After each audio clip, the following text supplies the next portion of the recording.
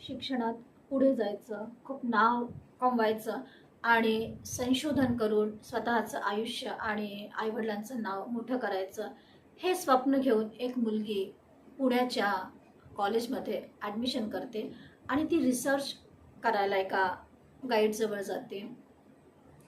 आणि ती रिसर्च तर करत असते, पण तिला इतका मनस्ताप होतो की ती स्वतःचं आयुष्य संपवून घेते.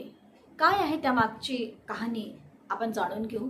नमस्कार, मी सुजाता, सोशल वर्कर सुजाता ह्या यूट्यूब चॅनलवरती तुमचं मनापासून स्वागत करते. समाजामध्ये अनेक आपराधिक घटना घडत असतात, त्यामुळे मन खूप दुःखी होते, कष्टी होते, घाबरून जाते. पण कुठल्याही गोष्टीला घाबरायचं नसते, त्याला समोर जायचं असते, त्याला फेस करायचं असते. कारण रडायचं नसते, लढायचं असते. जनजागृती हा या कार्यक्रमाचा उद्देश आहे. आजची सत्य घटना जी आहे ती महाराष्ट्रातल्या पुणे या ठिकाणची आहे. इथे 30 वर्षाची मुलगी, तिचं स्वप्न असते रिसर्च करायचं आणि तिला स्वतःचं नाव मोठं करायचं असते, तिला प्राध्यापक व्हायचं असते आणि तिला संशोधन करायचं असते, तिला आपल्या विषयामध्ये प्रावीण्य मिळवायचं असते. त्यासाठी ती खूप मेहनत करते, शिकत असते.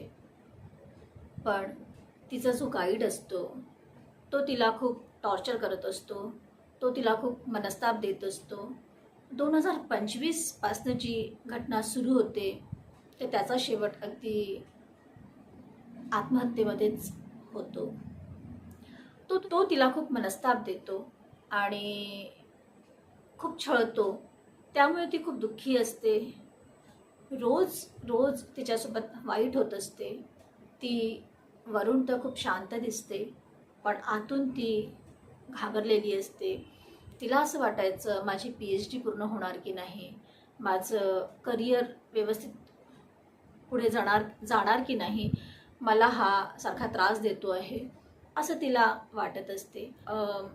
कंप्लेंट पण करते आणि तिने स्वतःला संपवण्याच्या 2 दिवसाआधीच तिचा जो प्रोफेसर होता त्याने स्टॅम्प पेपरवरती लिहून दिलं होतं की माफी मागितली होती की मी ह्यानंतर असं काहीच करणार नाही आणि मला माफी देण्यात यावं. पण एवढं करूनही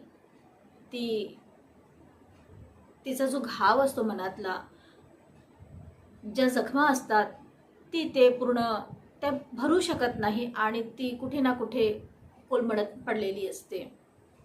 तिचे आईबाबा गावाला गेलेले असतात आणि तिथे ह्या मुलीचा एक मित्र असतो कॉलेजमधला, तर तो तिला फोन करतो, पण ती फोन उचलत नाही.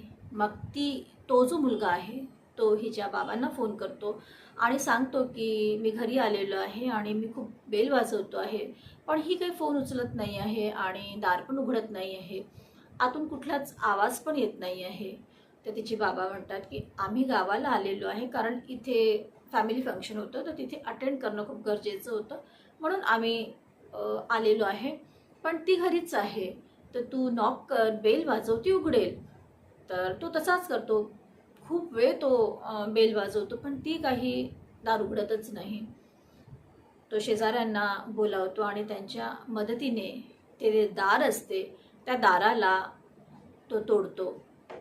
आतमधलं जे दृश्य आहे ते बघून सगळे सन्न होऊन जातात, कारण त्या 30 वर्षाच्या मुलीने जी रिसर्च करत होती, जिला संशोधन करून स्वतःच्या विषयामध्ये प्रावीण्य मिळवायचं होतं, त्या मुलीने स्वतःचं आयुष्य संपवलं होतं आणि ती फॅनवरती अडकलेली होती.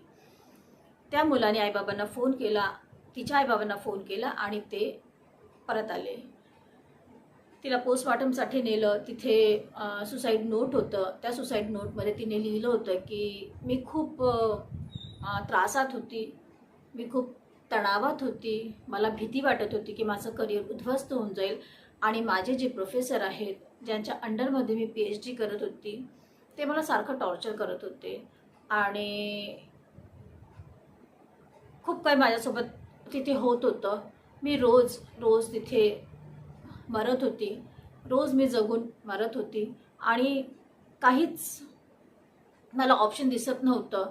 मी त्यांच्या विरुद्ध कंप्लेंट केलं होतं. तिने बाबांना कोर्टात शिवाजीनगर कोर्टामध्ये बोलावलं होतं आणि तिथे म्हणाली की थांबा बाबा, मी तुम्हाला काही दाखवते आहे.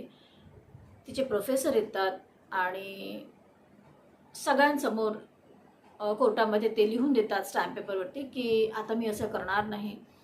तिचे बाबा घरी गेल्यावर तिला विचारतात की तू इतक्या टॉर्चरमध्ये होती, तुला इतका त्रास होता, तर तू का नाही सांगितलं आम्हाला? इथून काहीतरी मार्ग निघाला असता, तू का इतकं सहन केलं?